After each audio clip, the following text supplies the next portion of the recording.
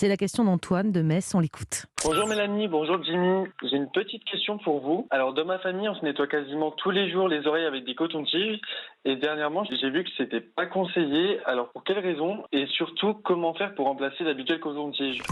Alors Jimmy, pour se nettoyer les oreilles, on a des questions très pratiques parfois et c'est très important bien sûr d'y répondre aussi, des choses qu'on fait quotidiennement. Là, il nous parle des cotons-tiges. Moi j'adore les cotons-tiges, je dois dire la vérité, je sais que c'est pas bien, on nous dit qu'il faut pas. Pourquoi il faut pas d'ailleurs? C'est un petit moment agréable de mettre le coton-tige dans l'oreille, je trouve. Bon, je confie des trucs hyper perso, mais allez-y. Effectivement, mais libre à vous de nous donner ce témoignage. Alors, c'est pas qu'on contre-indique, c'est pas qu'on déconseille, mais il faut le faire le moins souvent possible pour plusieurs raisons. Un, ça sert à rien. On va pas avoir des oreilles plus propres si on se nettoie avec le coton-tige, même si parfois, quand on regarde ce qui sort des oreilles, Oui, c'est un peu c'est ce que j'allais inquiétant. dire, ouais. Deux, on a tendance à le faire mal et on va pousser trop loin le coton-tige.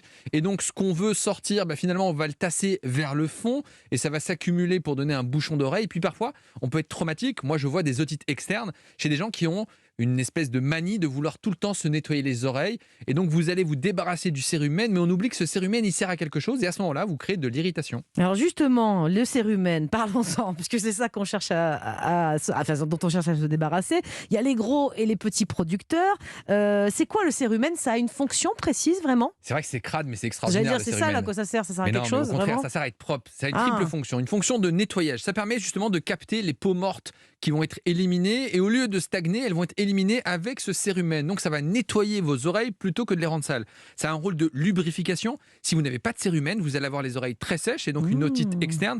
Et puis c'est un rôle de protection mécanique. Si vous avez des petites bestioles qui doivent rentrer, eh bien elles seront bloquées justement grâce à ce cérumen au lieu d'aller au fin fond de votre tympan. Donc finalement, les gros producteurs, ils ont un avantage, c'est ça, oui. ils sont plus sécurisés. Alors si les cotons-tiges sont à éviter, ou en tout cas avec précision, c'est-à-dire ne pas enfoncer trop profond, etc., pour éventuellement nettoyer uniquement le contour un peu extérieur, comment on fait si on n'a pas le droit de les utiliser, si on veut plus les utiliser pour se nettoyer les oreilles, pour nettoyer le conduit auditif? On les nettoie pas, on les laisse tranquilles. On n'est pas obligé de nettoyer ses oreilles. En fait, quand vous prenez votre douche, simplement avec le pommeau de douche, vous mettez un petit peu d'eau chaude dans l'oreille, ça va la nettoyer naturellement, mais pas de savon, juste un peu à l'extérieur, tout simplement. Mais vous n'avez pas besoin de nettoyer les oreilles. C'est pas un organe qui est sale et c'est un organe qui s'auto-nettoie tout seul. Donc laissez vos oreilles tranquilles, vous verrez, vous en porterez très bien. D'accord. Et donc les sprays qu'on voit partout là sur internet ou même en pharmacie, les sprays auditifs pour nettoyer en profondeur les oreilles, vous conseillez pas Ils particulièrement? peuvent aider si on a l'impression qu'il y a un début de formation de bouchon et on se dit on va le ramollir pour éviter éventuellement l'évacuer. Moi, ce que je recommande, c'est de prendre le pommeau de douche dans la douche, tout simplement, chaude, de mettre de l'eau chaude et vous allez dissoudre naturellement le bouchon éventuellement. Et d'ailleurs, quand vous allez chez le médecin, si vous allez voir l'ORL, il a un petit aspirateur à cérumen, c'est génial.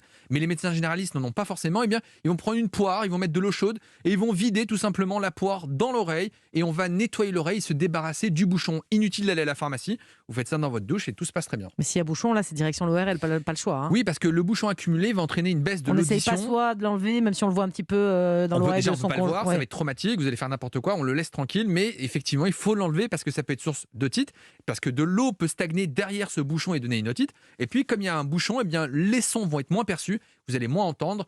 Et donc là, il faut enlever tout le caca des oreilles. Et moins bien entendre Europe 1, ça serait dommage. Merci beaucoup, Jimmy. Alors, si vous aussi voulez nous laisser